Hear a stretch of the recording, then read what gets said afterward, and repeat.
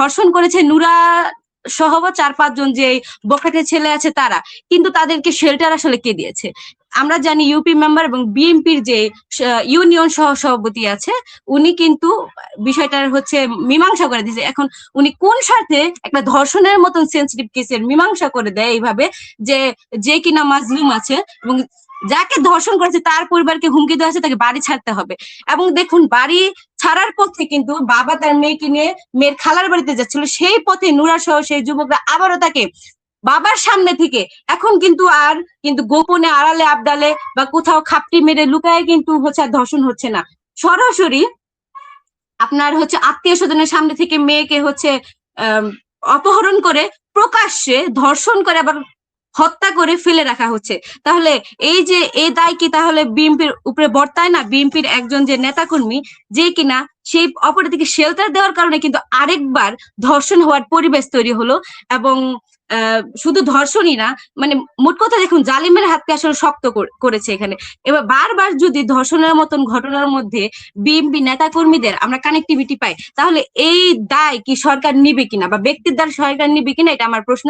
আর আপনারা জানেন যে নির্বাচনী সময় যে নোয়াখালীর হাতিয়ায় যে শাপলাগুলিতে ভোট দেওয়ায় সরাসরি এটা কিন্তু একটা রাজনৈতিক ধর্ষণের সহিংসতা। শাপলাগুলিতে ভোট দেওয়ার কারণে সেটা কি করা হয়েছে, গণ ধর্ষণ করা হয়েছে। এবং সেই ঘটনাকে ছাত্রদল কিভাবে ডিফেন্ড করেছে, এটাকে গুজব বলে ছড়িয়ে দেওয়ার চেষ্টা করেছে।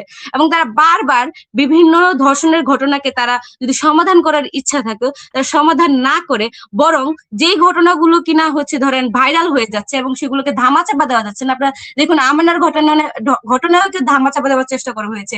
আপনারা যারা 6 বছরের যে শিশু হত্যা করা হয়েছে, সেই ক্ষেত্রে কিন্তু একটা রাজনৈতিক সংশ্লিষ্টতা বা প্রভাবশালী গোষ্ঠীর সংশ্লিষ্টতা আমরা দেখতে পাচ্ছি। কিন্তু সেটাও কিন্তু ধরুন আমিনার ঘটনায় যেমন উনি বলতে চাইলেন যে পুলিশের কাছে অভিযোগ করা হয়েছে কিনা, কিন্তু সেই 6 বছরের শিশুর ক্ষেত্রে কিন্তু তার বাবা মা পুলিশের কাছে হচ্ছে মামলা করতে গিয়েছিলেন, কিন্তু সে পুলিশ সেটা গ্রহণ করেছে কিনা। তাহলে এখানে কি ব্যক্তি, দলীয় প্রভাব, দলীয় নাম, ক্ষমতা এবং মানে কাজে লাগে সে এই ধরনের অপরাধকে ধামাচাপা দিচ্ছে কিনা। আর সে যদি দলীয় ক্ষমতা এবং নাম ব্যবহার করে তার অপরাধকে ধামাচাপা দেয়, তাহলে কেন বলা যাবে না যে বিএনপি নেতা বা ছাত্র দল নেতার মাধ্যমে ধর্ষণের শিকার হয়েছে ওই ব্যক্তি। আর যেটা উনি বললেন যে সরকার আসলো অল্প কিছুদিন হয়েছে, সেটা আমিও মানছি। কিন্তু দেখুন, আপনি এই কালচারটা খেয়াল করুন। কালচারটা হচ্ছে যেই ঘটনাটি শুধু ভাইরাল হয়েছে এবং ধামাচাপা দেওয়া যাচ্ছে না, সেই ঘটনার যারা মানে আছে, অপরাধী আছে, তাদেরকে সাময়িক পরিবেশ ঠান্ডা করার জন্য তাদেরকে অ্যারেস্ট করা হচ্ছে। কিন্তু ধরুন এই জানুয়ারি মাসে প্রায় 35টি ধর্ষণের ঘটনা ঘটেছে। কয়জনকে মানে এই সরকার কয়জনকে গ্রেফতার করেছে? এবং আপনারা জানেন যে বিভিন্ন সময় যে বিভিন্ন ধর্ষণের ঘটনা ঘটে। আরেকটা আপনাকে বিভৎস ঘটনা বলি, সেটা হচ্ছে 5 আগস্টের পরে একজন মেয়েকে হচ্ছে মানে ফুলের বাগানের ওখানে ফুল আনতে গিয়ে এরকম একটা ঘটনা যে যুবদল নেতা তাকে ধর্ষণ করে।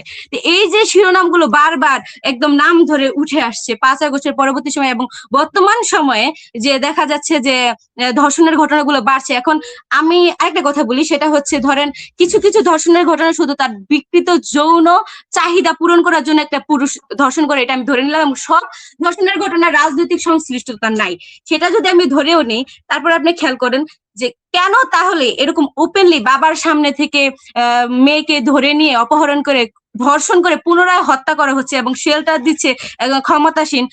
এই যে এটা হচ্ছে প্রথম পয়েন্ট। দ্বিতীয় পয়েন্ট দেখুন, আরেকটা যখন দাদিকে হত্যা করে তার সামনে থেকে তার নাতনিকে তুলে নিয়ে গিয়ে ধর্ষণ করা হলো, এই ঘটনাটা খেয়াল করুন। এখানে রাজনৈতিক সংশ্লিষ্টতা কতটা আছে আমি জানি না, কোন এক বখাটের দ্বারা হয়তো এটা হয়েছে, কিন্তু আসলে এত বড় সাহস অপরাধীরা কিভাবে পাচ্ছে?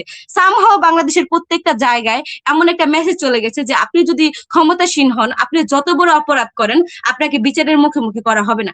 বিচারহীনতার সংস্কৃতি বাংলাদেশের দীর্ঘদিনের, কিন্তু যখন কিনা একজন ধর্ষক বা অপরাধীর সাথে একটা রাজনৈতিক দলের নাম যুক্ত হয় এবং সে যদি ক্ষমতায় থাকে, সেই ক্ষেত্রে সবার প্রথম সেই কেসটাকে ধামাচাপা দেওয়ার চেষ্টা করা হয়। এবং তখন যখন এটা ধামাচাপা দেওয়া না যায়, তখন সাময়িক পরিস্থিতি ঠান্ডা করার জন্য সেই ধর্ষকদের গ্রেফতার করা হয়। তা আমার বলার জায়গা হচ্ছে এটা, আমি নিজেও বিশ্বাস করি ধর্ষকের কোনো দলমত থাকতে পারে না, তবে ধর্ষক যদি কোনো দলীয় পরিচয় ব্যবহার করে, দলীয় নাম ভাঙিয়ে সেই ক্ষমতাকে ব্যবহার করে ধর্ষণ করে এবং সেটা ধামাচাপা দেয়, এবং অন্য কোনো দল কোনো ধর্ষককে শেল্টার দেয়, তার স্বার্থ যে কোনো স্বার্থ হতে পারে, তার আর্থিক স্বার্থ হতে পারে, যে কোনো ধরনের সমঝোতা হইতে পারে, সেই ক্ষেত্রে অবশ্যই ব্যক্তির দায় দলকে নিতে হবে। কারণ সেই দলের ক্ষমতা এবং নামকে ব্যবহার করে ধর্ষক ধর্ষণ করেছে এবং ধর্ষণের পরে সেই নাম ব্যবহার করে ধামাচাপা দিতে চেয়েছে, এবং যারা মাজলুম ছিল তাদের উপর পুনরায় জুলুম করা হয়েছে। ইভেন ধর্ষণ করার পর আরেকবার ধর্ষণ করার একটা পরিবেশ সৃষ্টি হয়েছে। ধর্ষণ শুধু ধর্ষণই করে নেই, দিবাগত আলোতে পিতার সামনে থেকে কন্যাকে যখন ধরে নিয়ে যাওয়ার সাহস, আসলে এই যে সাহসটা কিভাবে পায়, সেই যদি সেই পরিবেশটা না পায় যে আমাকে পিছন দিয়ে ব্যাকআপ দেওয়ার মানুষ আছে, আমি তো শেল্টার পাবোই, এই মানসিকতা যদি তৈরি না হয় এবং সে জানে যে আমি যদি অপরাধ করি কোনো না কোনো ভাবে কোনো ক্ষমতাসীন মানুষ আমার পাশে এসে দাঁড়াবে, বিনিময়ে যে কিছু হইতে পারে, তাহলে তো অবশ্যই অপরাধীরা অপরাধ করবে। এবং রাতে থাকবে না ধর্ষণ, আর রাতের বিষয় হবে না, ধর্ষণ আর পোশাকের বিষয় হবে না। কারণ শিশুদের যখন হচ্ছে ধর্ষণ করা হচ্ছে তখন এখানে পোশাক ম্যান্ডেটরি না। এখানে আমাদের তো সামাজিক একটা অবক্ষয়ের সময় চলছে, আমাদের মূল্যবোধ অবক্ষয় হয়েছে, এই বিষয়ে তো মানার একটা জায়গা আছে। কিন্তু আপনি দেখুন, একটা রাষ্ট্রের কাজ কি, আইনের শাসনের কাজ কি? আইনের শাসন যদি থাকতো এবং অপরাধী যদি জানতো যে আজ হোক কাল হোক আমি অপরাধ করেছি, আমাকে শাস্তির আওতায় আনা হবে। এবং আপনারা জানেন, নারী ও শিশু নির্যাতন দমন আইনের 20 ধারায় আছে যে 180 কার্য দিবসের মধ্যে ট্রাইব্যুনালকে বিচারের কাজ সম্পন্ন করতে হবে ধর্ষণের ক্ষেত্রে। কিন্তু কিন্তু আপনি দেখুন ধর্ষণ মামলাগুলা দিকে দেখুন, আর যদি কোনো দলীয় ব্যক্তির নাম থাকে তাহলে তো ওইটা কথাই নেই, ওইটাকে ধামাচাপা দেওয়ারই প্রথমে চেষ্টা করে। কিন্তু এই 180 দিনের মধ্যে এই ধর্ষণের মামলাগুলার মানে কার্যক্রম কোনো আমরা কিছু দেখি কিনা? কিন্তু কিচ্ছু দেখি না। সাময়িক সময়ের জন্য তাদের গ্রেফতার করে দেওয়া হয় এবং তারপরে পরিবেশ ঠান্ডা, আর কিছু বলা হবে না, বাস। বিষয়টা হচ্ছে এরকম। আর দ্বিতীয় বিষয় হচ্ছে বিচারহীনতার সংস্কৃতি দীর্ঘদিনের, সেটাও ঠিক আছে, কিন্তু বাংলাদেশে যে কোনো কিছু বিচার হয় না এবং সেই মেসেজ প্রত্যেক অপরাধীর কাছে পৌঁছায় গেছে। এখন সরকার অল্প দিন ধরে ক্ষমতায় এসেছে, সেই বিষয়টা আমিও জানি, কিন্তু তিনি যেমন তথ্য মন্ত্রণালয়ের একজন চাকরিজীবী ছেলেকে অল্প 30 মিনিটের মধ্যে যে উদ্ধার করলেন, এই বিষয়টা আছে। এমন যদি প্রত্যেকটা অপরাধের ক্ষেত্রে উনি এগিয়ে আসতেন, বা প্রত্যেকটা অপরাধকে উনি মানে অপরাধীকে সমান অপরাধী বা প্রত্যেকটা মাজলুমকে সমান মাজলুম হিসেবে উনি যদি মানে গণ্য করতেন, তাহলে কিন্তু এই যে মানে যারা কিনা অপরাধী সমাজ আছে, একটা সমাজই বলবো বর্তমানে, এই যে অপরাধী গোষ্ঠী আছে, তারা কিন্তু তাদের কাছে কিন্তু একটা মেসেজ চলে যাইতো যে আমি যেই রাজনৈতিক দলের শেল্টারে থাকি কিনা, আমার যত নাম থাকুক কিনা, আমি যদি অপরাধ করি আমাকে অপরাধের মুখোমুখি করা হবে। কিন্তু বিষয়টা এমন না। যে কোনো ধরনের যেমন হাতিয়ার ধর্ষণটা এখন পর্যন্ত এটা মানে প্রোপাগান্ডা বলে চালিয়ে দেওয়া হয়। এই যে তারা তাদের অপরাধকে ঢাকার চেষ্টা করে, এমন আমি আপনাকে আরো অনেক শিরোনাম দেখাতে পারবো যেখানে সরাসরি বিএনপি যে ছাত্র দল বা বিএনপি সরাসরি যুক্ত, এবং 15ই আগস্ট নাটোরের কৌশলে বাড়িতে ডেকে এনে নাতি বউকে ধর্ষণ করেছে বিএনপি নেতা ইসমাইল হোসেন। এই যে এগুলা কি শিরোনাম আমরা প্রতিদিন খবরের পাতায় দেখি। তারপরেও যখন আপনি বলেন যে আবার হচ্ছে 25 সালের 9 অক্টোবর টাঙ্গাইলে বাক ও শ্রবণ প্রতিবন্ধী মেয়েকে ধর্ষণ করে বিএনপি নেতা ইসমাইল। এই ইসমাইল আর ওই ইসমাইল আলাদা ব্যক্তি, কিন্তু এই যে বারবার বিএনপি নেতাদের ছাত্র দল বা যুব দল এই যে এইভাবে যে খবরের শিরোনামে আসে, সেই ক্ষেত্রে দল এই ব্যক্তিদের দায় কেন নিবে না? কারণ দলের ক্ষমতা নাম কে ভাঙায় কিন্তু তারা অপরাধ করছে এবং সেই অপরাধকে ধামাচাপা দিচ্ছে। তো অবশ্যই ব্যক্তির দায় সরকারকে নিতে হবে। এবং ধর্ষণের সাথে যে বিএনপির যে একটা হাইলি কানেক্টিভিটি দেখছি আমরা 5 আগস্টের পর থেকে, এটা আমাদের আসলে সংখ্যা জায়গা এবং আমাদের কষ্টের জায়গাও। কিন্তু বর্তমান সরকার যিনি সরকারে আছেন, তিনি যদি এখনই এটা কঠোর হস্তে দমন না করেন এবং নিজের দলের কর্মী বলে এটা জাস্ট ধামাচাপা দেওয়ার চেষ্টা করেন, মাঝে মাঝে প্রোপাগান্ডা বলে তার যদি কর্মীরা চালাই দেওয়ার চেষ্টা করেন, বাংলাদেশের নিরাপত্তা হুমকিতে পড়ে যাবে। কারণ ভবিষ্যতে আপনি আমি এখন কিন্তু এই যে দাদি এবং নাতনির যে ঘটনা জামেলার ক্ষেত্রে যে ঘটেছে, জামেলা তো ওর বাসায় ঢুকে ধর্ষণ করা হয়েছে।